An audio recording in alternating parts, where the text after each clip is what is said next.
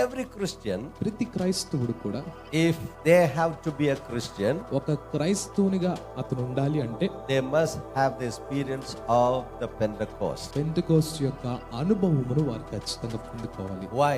ఎందుకు? Because until and unless the Holy Spirit convicts you, you cannot receive Jesus. ఎందుకంటే పరిశుద్ధాత్ముడు మిమ్మల్ని ఒప్పింప చేస్తేనే కానీ మీరు యేసుని పొందుకోలేరు.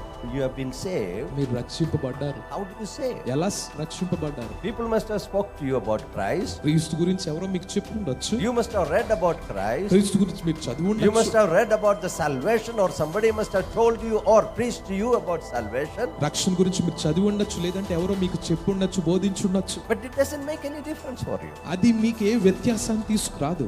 Until and unless the Holy Spirit speaks to you, speaks to your heart. పరిశుద్ధాత్ముడు మీతో మీ హృదయంతో మాట్లాడితే తప్ప ఎటువంటి వ్యత్యాసం మీలో కలగదు.